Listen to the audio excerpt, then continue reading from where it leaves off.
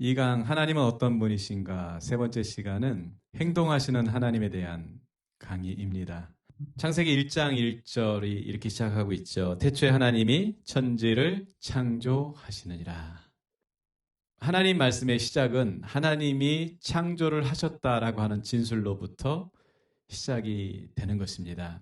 하나님의 창조와 관련해 가지고 우리가 살펴볼 말씀은 골로새서 1장 16절 말씀입니다. 만물이 그에게서 창조되되 하늘과 땅에서 보이는 것들과 보이지 않는 것들과 혹은 왕권들이나 주권들이나 통치자들이나 권세들이나 만물이 다 그로 말미암고 그를 위하여 창조되었고. 자, 여기서 가리키고 있는 그라고 하는 것이 누굽니까? 네, 그는 예수 그리스도를 가리키는 것입니다. 저는 좀 엉뚱한 생각을 좀 잘 하는 것 같아요. 그래서 이 말씀을 묵상할 때 하나님께 그런 질문을 했던 기억이 납니다. 하나님, 세상이 예수 그리스도 중심으로 창조되었다는 것 맞지요? 예수 그리스도로 말미암아 또 예수 그리스도를 위해서 창조되었다는 것 맞지요? 그러면 하나님, 제가 혹시 그렇게 이해해도 될런지요? 성부, 성자, 성령 이렇게 계시는데 세 위격이시잖아요. 그런데 왜 굳이 성자께서 오셨느냐? 우리는 성자께서 오셨기 때문에 하나님 아버지가 메이저고 또 성자 하나님은 서브고 뭐 그런 개념, 시니어, 주니어 개념을 가지고서 우리가 성부와 성자의 개념을 이해하기가 굉장히 쉽습니다. 그러나 삼위일체에 있어서 그것은 우리가 이해하기 위한 성부, 성자, 성령의 그런 호칭이고 구분인 것입니다. 여러분, 동격이십니다. 동등하십니다. 신학적으로 또 뭐 이런 표현이 불경건할지 모르겠지만 동태하시다 그런 표현도 써요. 같은 상태시다. 이제 이걸 나타내는 거죠. 그런데 왜 하필이면은 성령이 성육신 하신 것이 아니고 또 성부가 성육신 하신 것이 아니고 성자가 성육신 하셨느냐라고 했을 때 골로새서는 거기에 대한 힌트를 준다고 저는 생각을 합니다. 이 세상의 창조에 있어서 결정적인 원인은 예수 그리스도셨다라고 하는 것이죠. 예수 그리스도를 위해서 창조되었다. 그로 말미암아 그를 위하여 창조됐다고 사도 바울은 분명하게 천명하고 있습니다. 이런 내용들을 볼 때 이 세상의 주인, 적어도 이 지구의 주인, 인간의 주인, 그랬을 때 예수 그리스도라고 하는 것을 우리가 부정할 수 없고, 그래서 우리의 신앙의 고백 내용 가운데 사실은 하나님께만 주님이라고 해야 되는데 예수 그리스도를 가리켜서 주는 그리스도시라고 그렇게 우리가 고백을 하게 되는 것입니다. 이사야서 40장 26절의 말씀을 보면은 너희는 눈을 들어 누가 이 모든 것을 창조하였나 보라. 주께서는 수요대로 만상을 이끌어내시고 그들의 모든 이름을 부르시나니 그의 권세가 크고 그의 능력이 강함으로 하나도 빠짐이 없느니라. 이렇게 말씀하고 있습니다. 이사야서 39장 그리고 이사야서 40장은 시간적 간극이 있습니다. 우리가 보기에는 하나로 연결된 그런 본문 같지만 사실은 그렇지가 않은 것입니다. 이사야서 39장까지는 이스라엘 멸망, 역사적 이스라엘의 멸망까지의 본문이고, 그 다음에 이사야서 40장서부터는 바벨론 포로기의 본문인 것이죠.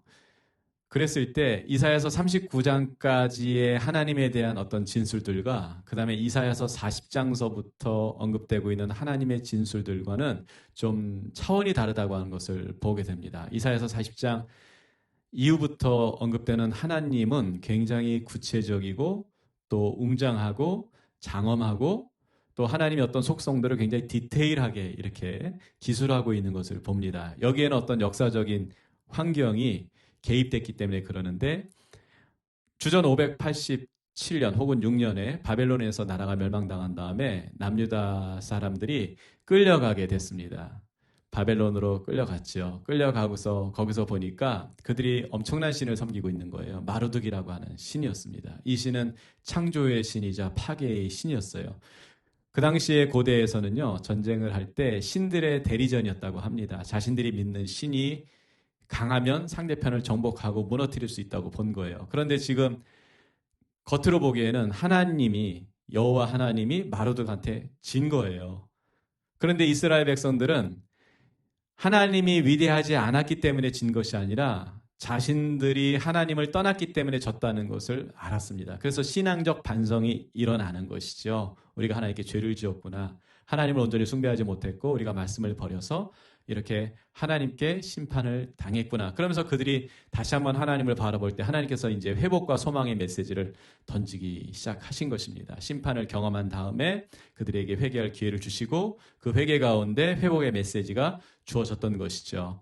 그러면서 그들이 하나님에 대한 새로운 이해의 지평이 열리기 시작한 것입니다. 이전날 그들의 하나님은 유대 그 가나안 땅 안에 팔레스티나 안에 국한된 그런 하나님으로서만 그들이 생각했는데 보니까 이제 마르둑이라고 하는 신을 보니까 스케일이 굉장히 큰 거예요.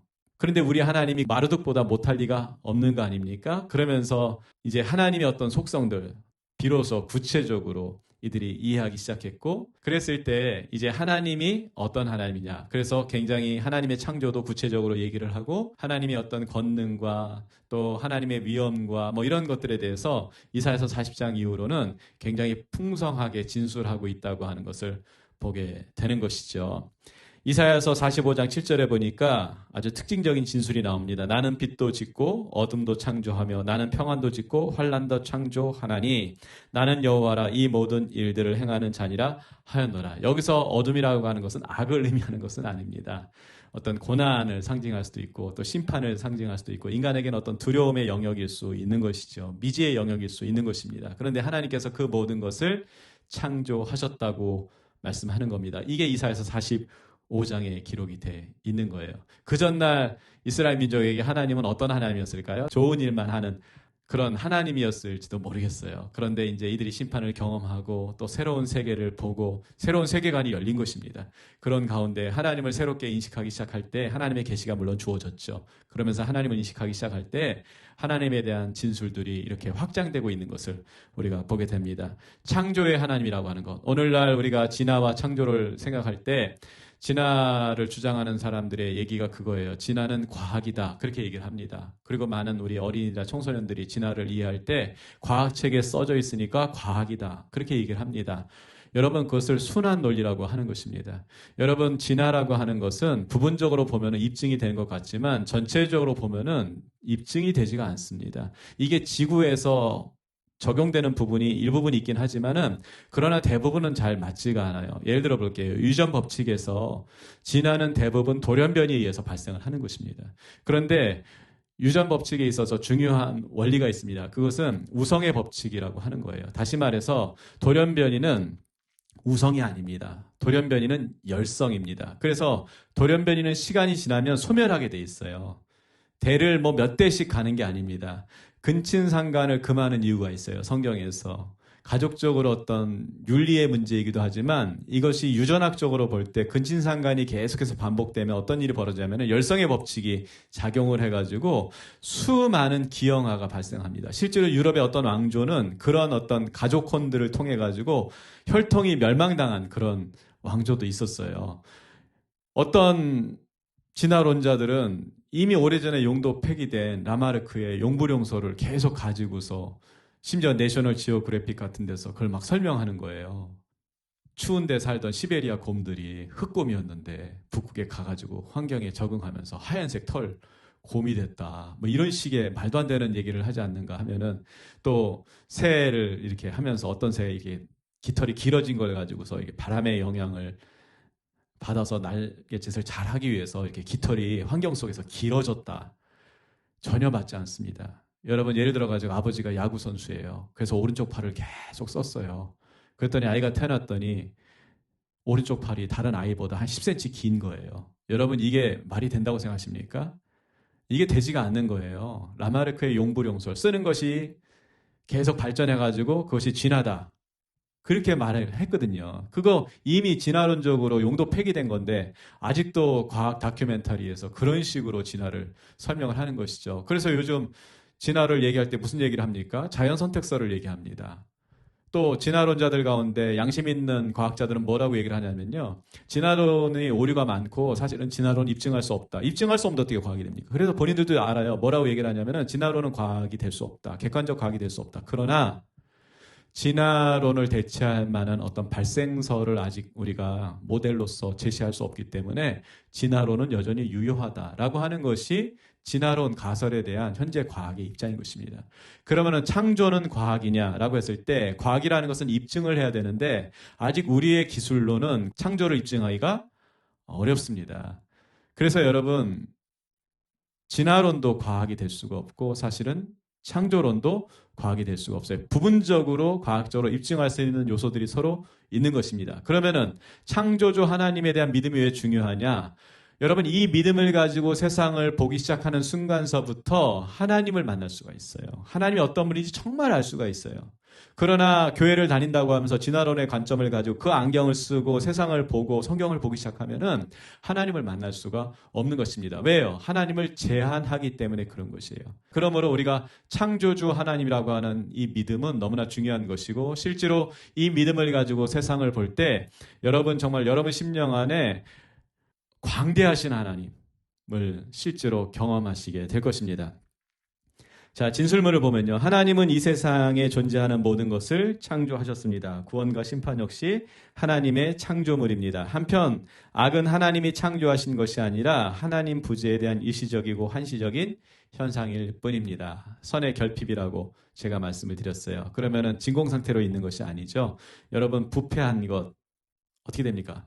결국 계속 썩지 않습니까? 일단 부패가 시작되면 어떤 것이든지 생명이 없으면 죽으면 부패가 일어나고 부패는 부패에 그치는 것이 아니라 결국은 썩어 없어진다고 하는 것을 우리가 알고 있지 않습니까? 마찬가지입니다. 여러분 이 세상에 악이 들어왔어요. 선의 결핍이 일어남으로써 악이 시작이 됐어요. 그 악이 계속해서 확장할 수밖에 없는 것입니다. 어디까지 확장이 될까요? 사망에 이르도록. 그래서 하나님의 심판에 이르도록 악은 계속해서 확장이 될 수밖에 없는 것이고 부패할 수밖에 없는 것입니다. 자, 통치하시는 하나님에 대해서 역대상 16장 31절에 보면은 하늘은 기뻐하고 땅은 즐거워하며 모든 나라 중에서 이르기를 여호와께서 통치하신다 할지로다.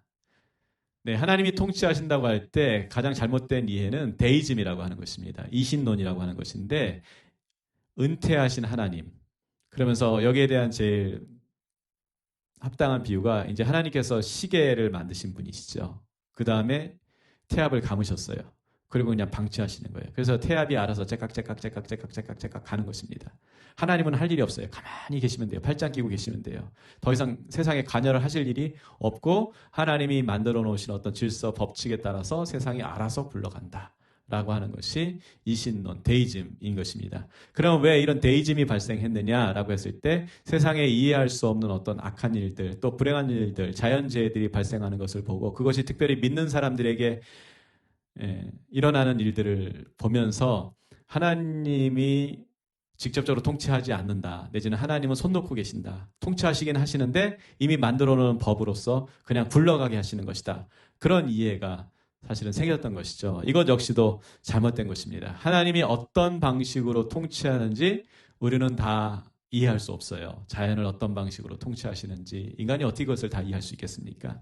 그러나 제가 여러분에게 분명히 보증하면서 말씀드릴 수 있는 것이 있어요. 그게 뭐냐면은 하나님께 순종하면 하나님이 어떻게 통치하시는지를 우리가 보게 될 것이다 라고 하는 거예요.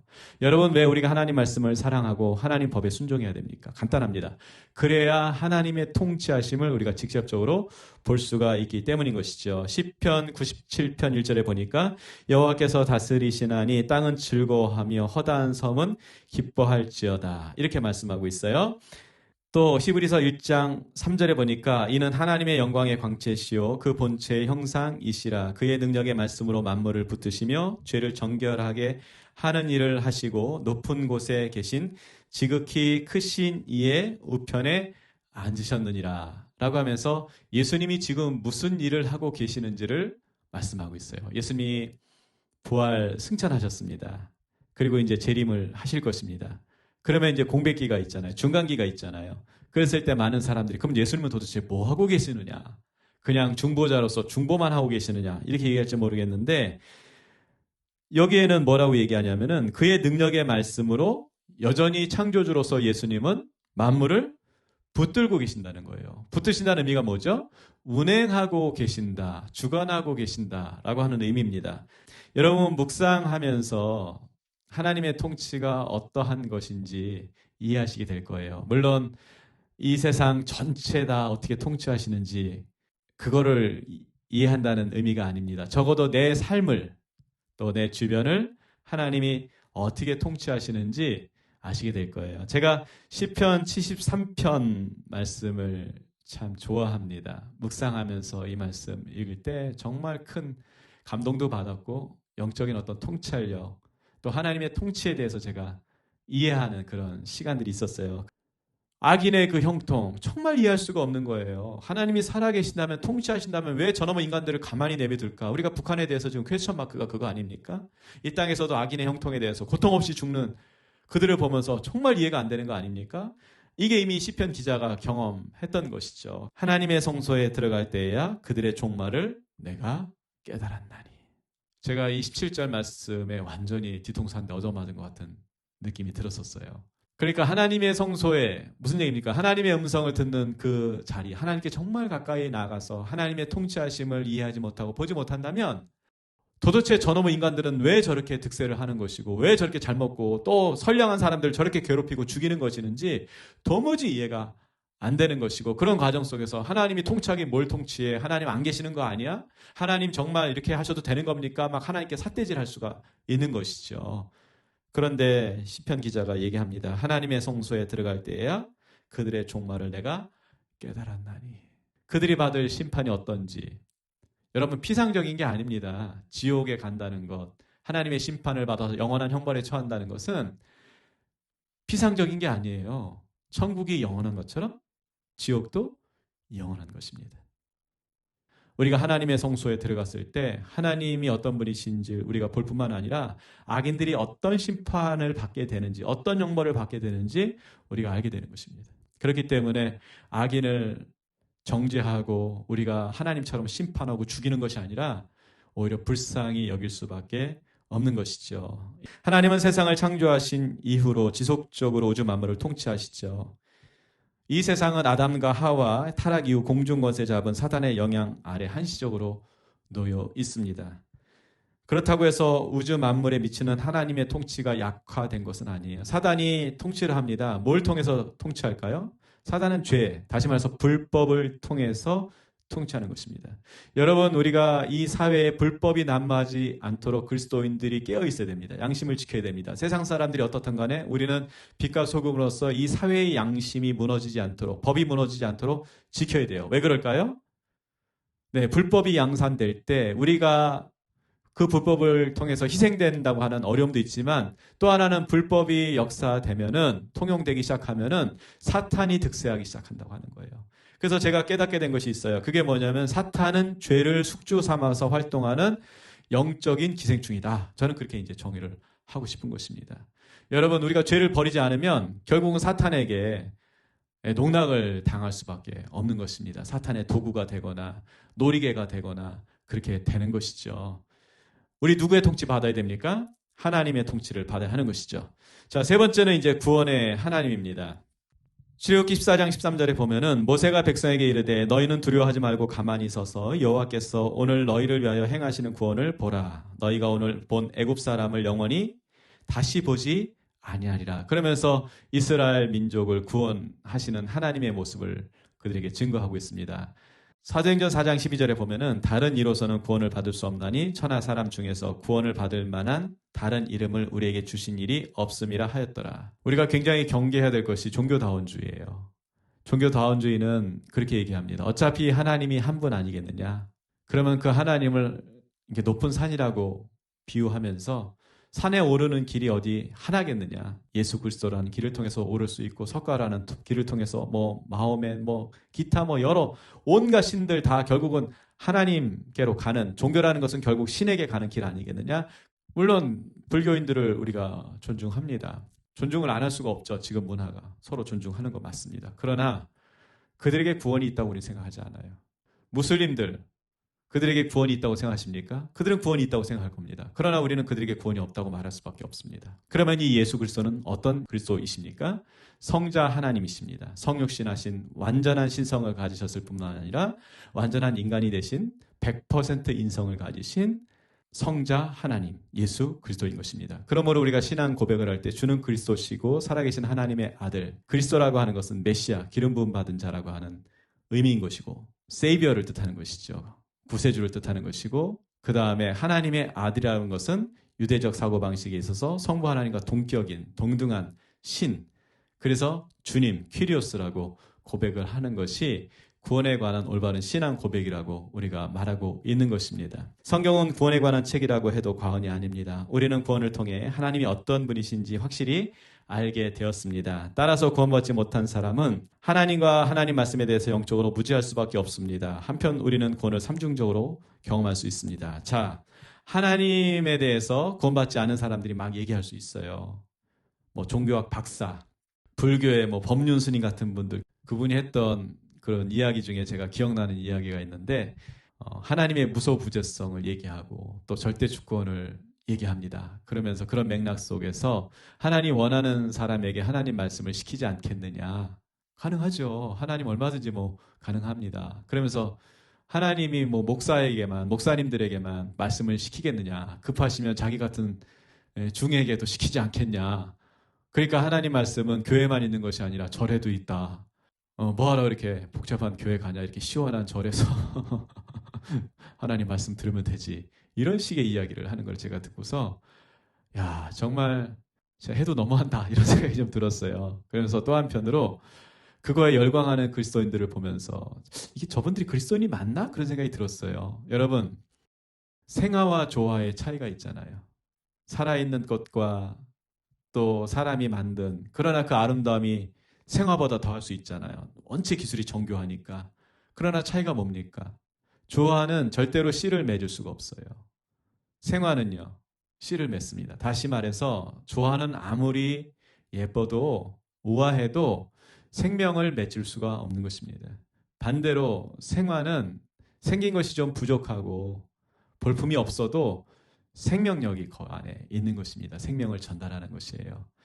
목사님들 모두가 다 설교를 잘하고 싶은 소망이 있어요. 그래서 신학교, 신대원 다닐 때 엄청나게 열심히 설교 훈련 받습니다. 설교 잘하는 목사님들 설교 많이 읽어보고 어떻게든지 해보려고 애를 쓰는데 잘 될까요? 안 될까요? 그러면 다 분당 우리 교회 이찬수 목사님이나 유기성 목사님처럼 지금 설교하셨어야죠.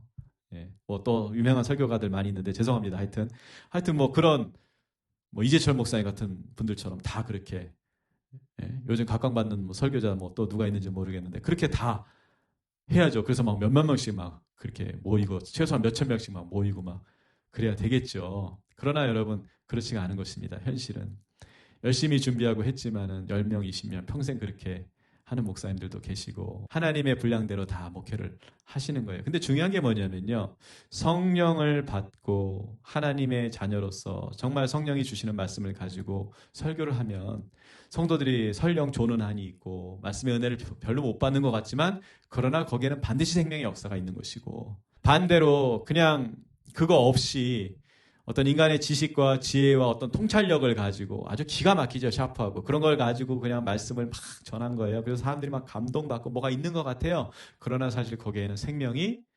없다라고 하는 것입니다. 이것을 여러분 잘 분별하셔야 될 줄 믿습니다. 저는 여러분에게 묻고 싶어요. 여러분 정말 생명의 씨를 가지신 그리스도인이십니까? 하나님 말씀이 씨라고 했습니다. 그 씨의 의미는 구원인 것입니다. 구원의 하나님을 여러분 신뢰하십니까? 예수 그리스도만이 유일한 구원의 주님이시라는 것을 여러분 믿으십니까? 그렇다면 여러분 기뻐하십시오. 여러분 안에 이미 생명의 씨앗이 심겨졌고 그 생명의 씨앗이 여러분 안에 그치지 않을 것입니다. 성령께서 기회가 될 때마다 이 씨앗이 내 가족에게 또 이웃에게 흘러갈 수 있도록, 그래서 생명이 생명을 낳는 역사가 일어날 수 있도록 우리를 사용하실 것입니다. 묵상을 하시면서 여러분 이제 먹으신 말씀, 생명의 말씀을 다른 분들에게 나누는 시간들이 올 거예요. 불신자에게 나누면 그것이 전도가 되는 것이고, 또 믿는 크리스찬들에게, 그리스도의 지체들에게 나누면 그것이 코이노니아, 교제가 되는 것입니다. 본질이 무엇입니까? 하나님이 주신 생명의 말씀, 구원의 말씀을 나누는 것에 있다. 그러려면 내가 먼저 그 말씀을 받았어야 되고 그 말씀을 믿어야 된다고 하는 사실입니다. 자, 우리가 구원을 삼중적으로 경험을 할 수가 있어요. 많은 분들이 구원받은 것에 대해서 감사하고 그 은혜에 감격하긴 하지만 그것이 정확하게 어떠한 결과를 초래하는지, 어떠한 영향력이 그 그 안에 들어있는지에 대해서는 명확하게 이 개념 정의가 잘 안 되는 것 같아요. 그래서 이 시간을 빌어가지고 이것을 삼중적 차원으로 정의를 했는데요. 첫 번째는요, 로마서 8장 1절로 2절 말씀입니다. 그러므로 이제 그리스도 예수 안에 있는 자에게는 결코 정죄함이 없나니 이는 그리스도 예수 안에 있는 생명의 성령의 법이 죄와 사망의 법에서 너를 해방하였습니다. 그래서 우리가 구원을 받았다고 할 때 더 이상 죄로 인해서 정죄받지 않는다라고 하는 것. 그리고 또 하나 뭐냐면은 해방됐다고 하는 그런 놀라운 은혜가 구원 안에 있는 것입니다. 죄와 사망으로부터 해방됐다. 죄의 속박, 굴레로부터 벗어났다라고 하는 것입니다. 이것이 우리 안에서 어떻게 이루어지냐면요. 여러분, 우리가 죄성을 가진 인간으로서 그 죄성의 기초에서 형성되는 것들이 있어요. 나도 모르게 형성되는 것. 가장 대표적으로 자아가 형성이 되고, 그 다음에 정체성이 형성이 되고, 세계관이 형성이 되고, 사고방식들 같은 것, 그 다음에 어떤 그 가치관, 이런 것들이 이제 형성이 되는 것이죠. 그것이 이제 어떤 삶이 되는 것입니다. 고린도후서 5장 17절에 보니까 누구든지 그리스도 안에 있으면 새로운 피조물이라 이전 것은 지나갔으니 보라 새 것이 되었도다라고 했을 때 새로운 존재라는 것이 무엇이냐라고 한다면은 우리의 자아, 옛 자아는 죄성에 기초한 자아였지만은 이제 우리의 새로운 자아는 옛 자아가 죽고 예수 그리스도의 생명으로 부활한 자아가 되는 것입니다. 그 자아를 통해서 우리가 새로운 정체성을 갖게 되는데 그 정체성의 의미는 쉽게 얘기하면 하나님의 자녀가 되는 거예요. 하나님의 자녀가 됨으로써 우리가 이전날 세상을 보던 방식, 그걸 세계관이라고 얘기하는데 그 세계관이 뒤집어지는 것입니다. 그래서 하나님의 자녀가 아니면 볼 수 없는 새로운 세계가 열리는데 그것을 쉽게 얘기하면 하나님 나라라고 하는 것입니다. 그 하나님의 나라를 우리가 경험하기 시작하면서 우리의 인생의 가치관이 바뀌고 생각이 바뀌고 신념이 바뀌면서 우리의 인생의 길이 달라지기 시작하는 것입니다. 물론 관계가 새로워진다고 하는 것은 당연한 그런 수순이 되는 것이죠. 해방으로부터 시작이 되는 거예요. 그러면은 예수 믿음에도 불구하고 아직 해방되지 못한 분들, 죄에서부터 해방되지 못한 분들, 아직도 사망의 그 올무에서 해방되지 못한 분들은 어떻게 되느냐? 변화가 없는 것입니다. 옛 자아 안에서 여전히 살아가고 옛 정체성 속에서 살아가고 옛 세계관에서 살아가고, 그러니까 이 땅의 것이 다예요. 불신자와 하나도 다르지 않아요. 그런 문제가 생기는 것이죠. 그래서 여러분, 혹시 이것을 아직까지 이해 못하고 계셨다면 이제 지금서부터라도 내가 예수님을 고백한다는 것은, 믿는다는 것은 내가 이제 죄로부터 완전히 해방이 되는 거구나. 제가 발견한 게 있어요. 죄는요, 잠시의 쾌락이라고 하는 당근을 줘요. 어쩌면 달콤한 디저트일지도 모르겠어요. 무슨 마카롱처럼. 그런데 그거 받아 먹었어요. 그 다음부터는요, 죄값을 치르는데요, 이게 밝혀지기 시작하는 순간서부터 일생 좋은 것이 찍혀가지고요, 이 땅에서도 참 수치스러운 삶을 살아가지 않습니까? 말씀을 묵상할 때 말씀이 우리를 지켜줄 거예요. 우리의 어떤 울타리가 될 겁니다. 여러분 기대하십시오. 우리를 속박하는 게 아니에요. 여러분, 속박은 죄가 하는 것이지 하나님이 하는 것이 아닙니다. 예, 속박은요 정말 죄가 하는 거예요. 말씀이 우리를 속박하는 게 아니에요. 오히려 예수님은 거꾸로 얘기했어요. 진리를 알지니 진리가 너희를 자유케 하리라 주님께서 말씀하셨어요. 해방돼야 자유가 되는 것이죠. 여러분, 이런 것들을 묵상하시면서 분명히 경험하시게 될 거고요. 두 번째는요, 하나님의 능력을 경험하게 됩니다. 특별히 예수님께서 이 땅에 오신 목적 가운데 하나가 뭐냐면은 마귀의 일을 빛 가운데 드러내서 그것을 파괴하는 것. 그것이 예수님이 이 땅에 오신 목적 가운데 하나였어요. 그것을 통해서 이제 우리를 구원의 길로 이르게 하시는데, 우리가 이제 마귀를 대적할 힘이 생깁니다. 그전에는 마귀에게 종속돼가지고 마귀가 시키는 대로 죄의 일을 행했지만은 이제는 그 반대예요. 오히려 마귀의 일을 들춰내고 분별하고 폭로하고 하는 그런 일들, 마귀와 대적해서 싸우는 영적 싸움입니다. 끌려가지 않는 그런 싸움인 것이죠. 그러면서 어떤 일이 자연스럽게 벌어지냐면, 능력이 생기냐면요, 예수님을 기꺼이 따라갈 수 있는 힘이 생겨요. 여러분, 예수님 따라가는 거 엄청난 능력이에요. 네.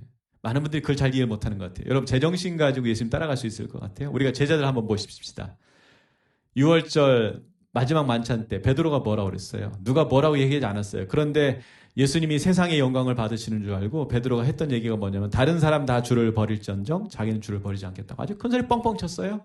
그런데 어떡합니까? 조그만 여자 계집아이 앞에서 3번이나 예수님을 부인하고 저주하는 그런 말도 안 되는 어처구니 없는 행동을 하지 않았습니까? 무슨 얘기죠? 예수님을 따라갈 능력이 없다. 특별히 십자가 앞에 섰을 때 절대로 거기에 못 박힐 능력도 없고 죽을 능력도 없다라고 하는 거예요. 제정신 갖고 절대로 예수님 따라가지 못합니다. 우리 안에 성령이 계시기 때문에 여러분 힘들지만 어렵지만 부담스럽지만 예수님을 따라가는 거예요. 이게 엄청난 능력이에요. 세상 사람들은요 절대로 십자가 앞에 나갈 수 없고요. 십자가 질 수 없고요. 십자가에서 죽을 수 없어요. 왜냐하면 그게 다라고 생각하거든요. 근데 우리는 어떻게 생각합니까? 어떻게 생각해요? 아유 십자가 멀리 해야지 내가 살아야지 이런 생각 안 합니다. 우리가 영적 컨디션이 정말 좋을수록 무슨 생각하냐면 아우 내가 죽어야 돼. 나는 십자가에서 죽어야 돼. 내가 그래야 예수님의 부활의 능력으로 살 수 있어. 우리가 그렇게 생각하지 않습니까? 세상 사람들이 이런 우리를 보고 뭐라고 얘기할까요? 아마 이렇게 얘기할 거예요. 그러나 우리는 알고 있어요. 그것이 능력이다. 그랬을 때 우리가 세상 사람들이 돌파하지 못하는 죽음의 그 벽을 넘어서서 우리를 희생할 수 있는 것이고 하나님을 향해 나아가게 되는 것입니다. 엄청난 능력이죠, 사실은요. 마지막으로 능력이라고 할 때 하나님의 영광을 드러내는 거예요. 하나님의 영광을 그럼 어떻게 정의해야 되냐라고 했을 때 제임스 패커는 하나님이 하나님 되심으로 드러나는 것이 하나님의 영광이다. 그렇게 정의를 내렸습니다. 아주 심플한 정의예요. 그래서 그 하나님을 인정할 수밖에 없고 사람들이 그 하나님 앞에 무릎을 꿇을 수밖에 없는 것이죠. 그게 하나님 영광이 가지고 있는 의의인 것입니다. 누가 하나님을 드러낼 수 있습니까? 구원받은 우리가 하나님이 하나님이심을 드러내는 거예요. 에베소서 6장 11절로 12절에 보니까 마귀의 관계를 능히 대적하기 위하여 하나님의 전신갑주를 입으라. 우리의 씨름은 혈과 육을 상대하는 것이 아니요 통치자들과 권세들과 이 어둠의 세상 주관자들과 하늘에 있는 악한 영들의 싸움이라. 자, 하나님의 전신갑주가 뭘까라고 했을 때 저는 그냥 한마디로 말씀이다. 그렇게 여러분에게 정의를 드리고 싶습니다. 자, 관계 역시 마찬가지입니다. 삼주역 차원에 있어서 제일 중요한 영역, 이제 마지막 영역은 관계라고 하는 것이죠. 새로운 관계가 시작이 되는 거예요. 하나님과의 관계도 새로워지는 것이고 그 관계를 기초로 다른 사람과의 관계도 새로워지는데 제가 묵상을 하면서 얻게 된 하나님과의 관계가 있는데 그것은 바로 그리스도의 몸의 지체로서 그리스도의 신부라고 하는 개념이 제 안에 생기기 시작했어요. 여러분 신부의 미덕이 뭡니까? 신부의 의무가 무엇입니까? 오직 신랑을 바라보고 신랑을 사랑하는 거 아닙니까? 하나님의 자녀이자 그리스도의 신부. 그것의 의미는 뭐냐면은 친밀감. 뜨거운 사랑 가운데 하나님과 친밀감을 갖는 것. 기대하십시오. 우리가 구원받았다는 것이 무슨 인형 뽑기가 아니에요. 띠디띠띠 여기서 뽑아가지고 세상에서 뽑아가지고 나 이제 시간 됐으니까 너 천국 딱 떨궈주고서는 이제 알아서 살아. 그런 개념이 아니에요. 결론적으로 이제 저는 그렇게 말씀드리고 싶어요. 이 땅에 살아가면서 하나님과 친해지는 것을 굉장히 많이 연습해야 된다. 하나님과 친밀감을 누리는 것을 굉장히 연습해야 된다. 저는 그렇게 주장하는 사람입니다. 왜냐하면 이 친밀감이 없이 천국에 들어가면 굉장히 당황스러울 것이다. 얼마나 하나님이 낯설겠어요. 얼마나 불편하겠어요. 그런 하나님과 영원히 함께 지내는 아예 뭐 가서 천천히 관계 쌓지요. 뭐 여러분 그거 누가 보장합니까? 그거 어떻게 보장합니까? 저는 그냥 여기서부터 친밀감을 쌓으라고 그렇게 권면을 드리고 싶어요. 여기서부터 하나님과 친하게 지내시는 것이 하나님과 동행하는 삶으로서 이상적인 삶이고 또 영원한 하나님 나라에 들어갔을 때도 여기서 친밀감이 있다면은 더 행복할 거라고 저는 믿는 것이죠. 창세기 5장 24절에 보니까 에녹이 하나님과 동행하더니 하나님이 그를 데려가심으로 세상에 있지 아니하였다고.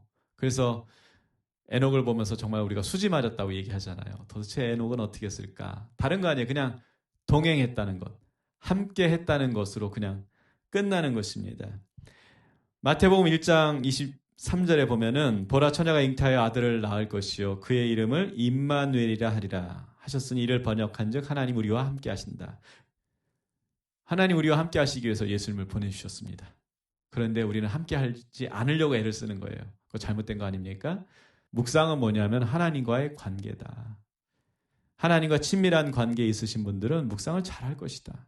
이 학교에 오기 전서부터 이미 어떤 형태로든 그분들은 묵상을 하고 계셨을 것이다. 다만 여기 와서 더 정확하게 점검을 받고 더 깊이, 더 깊은 친밀감으로 나아가는 것뿐이다. 저는 그렇게 말씀을 드리는 것이죠. 로마서 8장 14절 무릇 하나님의 영으로 인도함을 받는 사람은 곧 하나님의 아들이라고 분명히 말씀했어요. 하나님의 영으로 인도함을 받아야 하나님의 자녀라고 그렇게 말씀을 하고 있는 것입니다. 진술문을 읽어보겠습니다. 하나님이 우리를 구원하신 가장 중요한 목적은 우리와 하나가 되어 영원히 함께 하시기 위함입니다. 특별히 예수님 대신 우리를 찾아오신 성령님은 우리가 고의적으로 성령님을 부인하거나 모독하지 않는 이상 우리와 영원히 함께 하십니다. 여러분, 하나님과 친밀감을 누리는 방법이 뭐죠? 하루에 아침에 한 번만 만나는 거예요. 그렇게 해서는 친밀감 깊어질 수 없어요. 그냥 친구, 친한 친구 옛날에 고등학교 때 우리 여성분들 한번 생각해 보십시다. 뭐 남성분들도 마찬가지고요. 친할수록 할 말 많아요. 친할수록. 그래서 뭐 합니까? 같이 매점 가고, 같이 화장실 가고, 같이 도서실 가고, 같이 뭐 까먹고, 뭐 쓸데없는 얘기도 같이 하고, 그러면서 마음에 있는 얘기도 하게 되고 허물없이 이렇게 지내는 것이죠. 하나님과의 관계 마찬가지입니다. 하나님은 이미 준비하셨어요. 하나님이 선언하셨어요. 야, 나 너하고 친하고 싶어. 야, 너 내 아들이잖아. 너 내 딸이잖아. 너 내 신부잖아. 나 너랑 정말 친하게 지내고 싶어. 그런데 우리가 뭐라고 얘기하죠? 하나님 잠깐 계셔보세요. 내가 지금 하나님 일을 하고 있잖아요. 일하는 거 안 보이세요? 잠깐 기다리세요. 잠깐. 아유, 좀 성격도 급하시네. 그러면서 하나님을 자꾸 뒷전으로 미룬다면은 여러분 그것은 굉장히 불행한 신앙생활입니다. 그것은 건강한 신앙생활이 아니에요. 관계보다 앞설 수 있는 사역은 없습니다. 여러분 그것을 명심하십시오. 우리가 왜 성품이 중요합니까? 결국 그 성품도 관계를 위한 것이에요. 우리가 수도하는 게 아니에요. 단순히. 관계 때문에 성품이 중요한 거예요. 그렇죠? 치유와 회복의 하나님이십니다. 출애굽기 15장 26절에서 하나님께서 이스라엘 백성에게 그 공동체적으로 민족적으로 하나님이 어떤 분이신지를 나타내셨어요. 그래서 나는 너희를 치료하는 여호와임이라 이렇게 말씀하셨어요. 그런데 그때 앞서서 뭔가를 말씀하셨죠. 계명의 귀를 기울이라고. 그 다음에 하나님의 어떤 그 규례를 지키라고 그렇게 말씀하셨어요. 여기 힌트가 있습니다. 뭡니까? 하나님의 말씀을 들어야지. 귀를 기울이고 들어야 되는 거구나. 그리고 그 말씀에 내가 순종을 해야 되는 거구나. 그러면 하나님의 치료가 임하겠구나. 묵상학교에 와서 의외로 많은 분들이 회복되고 치료되는 것을 저는 경험했습니다. 그랬을 때 저는 이제 임상적으로 그것을 분명하게 말씀드릴 수 있어요. 여러분, 우리가 심지어 육체적인 병도 그렇습니다. 이게 죄와 관련이 된 경우가 있어요. 그 죄라고 할 때 그것이 꼭 윤리적인 죄만을 얘기하는 것이 아니라 어떤 삶의 습관과도 잘못된 습관과도 관련될 때가 있지 않습니까? 그리고 마음의 어떤 그 스트레스 같은 것들이 있잖아요. 불필요한 스트레스, 받지 않아도 될 스트레스, 느끼지 않아도 될 스트레스를 강박을 자기 혼자 느끼고 있는 거예요. 그 마음의 병이 오고 그것이 결국 육체의 병까지 가는 거 아닙니까? 그리고 어떤 경우는 죄를 버리지 않기 때문에 발생하는 일들도 있는 것입니다. 그런 질병들도 있는 것이에요. 삶이 무너지는 영역들이 분명히 있는 것이에요. 그랬을 때 이걸 자꾸 상담을 가지고 해결하려고 그래요. 상담을 가지고. 물론 그거 자체가 잘못됐다고 얘기하고 싶진 않아요. 그러나 여러분 상담도 잘 구별하셔야지. 어떤 상담은요. 죄에 대해서 일절 언급을 하지 않고 그냥 어떤 원인들만 자꾸 찾는 거예요. 프로이드가 이제 성을 매개로 한 심리학, 정신분석학 하지 않습니까? 이제 이런 것들 기독교의 교묘한 탈을 쓰고서 계속 상담을 이제 해 가는데 여러분 근본적으로 죄를 얘기하지 않고 죄를 다루지 않는 이상 회복은 일어나지 않는 것입니다. 그래서 주님이 우리에게 회개하라고 분명히 말씀하시는 거예요. 그 회개의 의미 가운데 회복을 주님께서 말씀하시는 것입니다. 어떤 거는요. 정말 회개하면 고침받는 경우가 있어요. 관계도 마찬가지예요. 죄를 버리면 회복되는 관계들이 있어요. 아주 말끔하게 회복이 됩니다. 그래서 저는 이것을 이제 높이뛰기 바를 걸어놓고 이제 연습을 하는 것입니다. 그런데 그 바를 자기 맘대로 걸어놓는 거예요. 낮은 데다 한 50cm에다 걸어놓고서 거기 막 넘어다니는 거 신난다고 막 넘어다니는 그러면서 자기는 문제가 없다고 나는 이 기준을 통과하니까 나는 문제가 없다고. 아니 문제가 있는 것입니다. 자기가 기준 정해놓고서 그거 넘는 게 무슨 의미가 있습니까? 죄의 기준을 자기가 정해놓고서는 넘어다닌다고 해가지고 나는 뭐 의인이다 이렇게 주장하는 것은 아무 의미가 없는 거예요. 어떤 경우 세상이 정해주는 바가 있어요. 근데 그 바 자체가 하나님의 기준을 충족시키지 못하는 바도 있어요. 근데 그걸 넘어다니면서 나는 문제 없다고 나처럼만 살라고 뭐가 문제냐고 이렇게 얘기하는 것입니다. 여러분 죄의 기준을 누가 정하십니까? 인간이 정하는 게 아니에요. 주권자이시고 절대자이신 하나님이 죄의 기준을 정하십니다. 기준에 미치지 못하는 것이 뭡니까? 죄라고 하는 거예요. 또 하나, 벗어난 것이 무엇입니까? 그것도 죄라고 하는 것입니다. 우리가 어떻게 회복될 수 있을까? 본질적 회복, 치유 어떻게 일어날까 했을 때 하나님의 기준에 충족될 때 그것이 가능하다. 저는 묵상학교를 통해서 그것을 정말 많이 경험하고 있습니다. 예수님이 오신 목적 보니까요. 누가복음 4장 18절로 19절에 보니까 주님은 우리를 고치시는 것을 굉장히 기뻐하신다라고 하는 것을 여러분 이해하셨으면 좋겠고요. 믿음으로 받아들이셨으면 좋겠고요. 그렇게 하기 위해서 기준을 충족시켜야 되는구나 라고 하는 것을 여러분 이해하셨으면 좋겠습니다. 진술문을 좀 읽어보죠. 아담과 하와의 타락 이후로 세상은 죄악으로 오염이 되었습니다. 한편 예수님의 십자가 승리 이후에도 사단은 패잔병으로 세상에서 활동하고 있습니다. 우리는 하나님의 자녀임에도 우리 자신의 죄와 사단의 공격과 또한 죄로 오염된 세상을 통해 마음이 상하고 육신이 병듭니다. 이에 하나님은 말씀을 통해 이 땅에서 우리의 몸과 마음을 고치십니다. 그럼에도 어떤 질병은 여기서 고침받는 것이 아니라 천국에서 영원히 회복이 될 것입니다. 하나님이 우리를 고치시는 방법. 이 묵상학교에서는 시편 107편 19절로 20절 말씀을 통해서 그 방법을 제시하고 있습니다. 이에 그들이 그들의 고통 때문에 여호와께 부르짖음에 그가 그들의 고통에서 그들을 구원하시되 그가 그의 말씀을 보내어 그들을 고치시고 위험한 지경에서 건지시느니라. 예수님을 믿는데 수십 년 전의 상처 때문에 아직도 고통을 당하고 있다? 회복이 필요합니다. 그래서 막 다니셨죠. 어떤 분들 정말 정신없이 다니셨어요. 회복하셨습니까? 많은 분들이 그런 얘기해요. 그냥 상담받을 때 뿐이더라. 내적 치유할 때 뿐이더라. 그냥 그때 뿐이더라. 그러면서 더 센 강도, 더 깊은 강도를 자꾸 찾아다니는데 그때 뿐일 것입니다. 하나님의 치유 방법이 무엇입니까? 적어도 시편 107편은 분명히 얘기하고 있어요. 하나님께서 말씀을 보내셔서 치유하신다고. 저는 묵상학교를 통해 가지고 여러 사람의 암병 환자가 치유받는 것을 경험했는데 공통점이 뭐냐면 하나님이 먼저 말씀을 보내셨다고 하는 거예요. 그 말씀을 받고서 순종했을 때 그렇다고 해가지고 어떤 행동을 하자는 게 아니라 그냥 말씀을 보내셨어요. 근데 그것을 그냥 받아들였어요. 하나님 이 말씀대로 하시옵소서. 제가 믿겠습니다. 순종하겠습니다. 그랬는데 정말 치유가 되는 그런 놀라운 역사가 일어나는 것을 제가 경험했습니다. 그래서 이 묵상학교에서 여러분에게 하나님이 우리를 고치실 때 어떻게 고치시느냐? 여러분 묵상 가운데 하나님이 분명히 말씀을 보내실 것입니다. 여러분을 회복시킬 말씀을 보내실 것입니다. 여러분을 치유하는 말씀을 하나님이 보내실 것입니다. 그러면 그 말씀을 그냥 받아들이십시오. 그러면 그 말씀이 여러분을 회복시키고 치유할 것입니다. 그러니까 묵상을 잘하면 어떤 일이 벌어지냐면요. 이 복원력이 생겨요. 회복에 대한 복원력. 그래서 묵상 잘하시는 분들 그렇게 상처가 없습니다. 트라우마 별로 없어요. 왜 그럴까요? 말씀이 그렇게 하는 거예요. 말씀이. 묵상을 잘한다는 게 뭐냐? 죄라고 하는 이 심판이라고 하는 이 기준을 놓고 볼 때, 회개라는 기준을 놓고 볼 때 다 연관된 거 아니에요? 다 봤을 때 저는 그렇게 여러분 설명을 드리고 싶어요. 설거지. 커피 믹스 타가지고 진하게 2개 타가지고 더블 샷으로 마셨습니다. 뭐 밑에 뭐 이렇게 진하게 남았겠죠. 다 못 마시고 조금 남겼어요. 자, 그걸 방치하는 거예요. 일주일 있다가 한 달 있다가 그거 닦으려고 그러면 어떻게 됩니까? 네, 쉽지 않을 겁니다.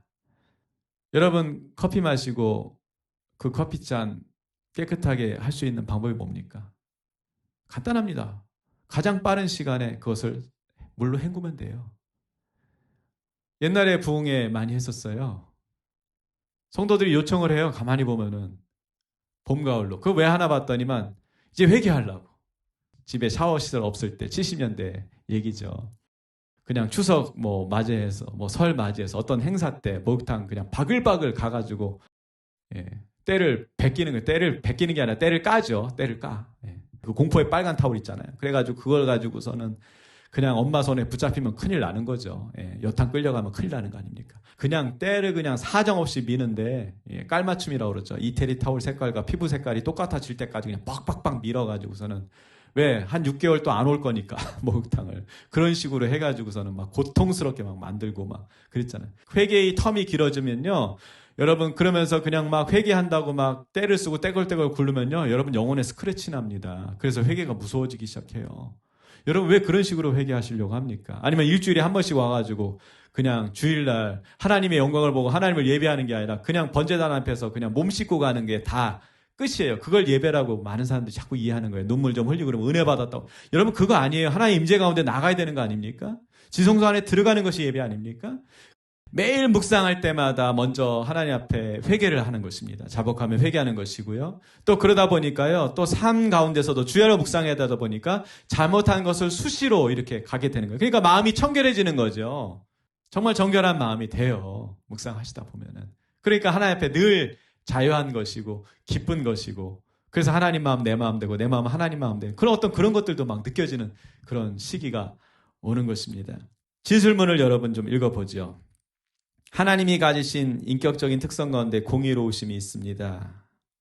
이에 하나님은 당신의 신실하심과 열심으로 그릇되고 부패한 것들을 반드시 심판하십니다. 여러분 심판 안 당하는 게 복이 아니라고 분명히 말씀드렸어요. 징계 안 당하는 것이 복이 아니에요. 그거 유기된 겁니다. 그거 큰일 나는 거예요. 그래서 요한복음 3장 18절에 보면은 그를 믿는 자는 심판을 받지 아니하는 것이요 믿지 아니하는 자는 하나님의 독생자의 이름을 믿지 아니함으로 벌써 심판받은 것이다. 여기서 말하는 심판은 유기된다는 걸 뜻하는 거예요. 이거 무서운 겁니다, 여러분.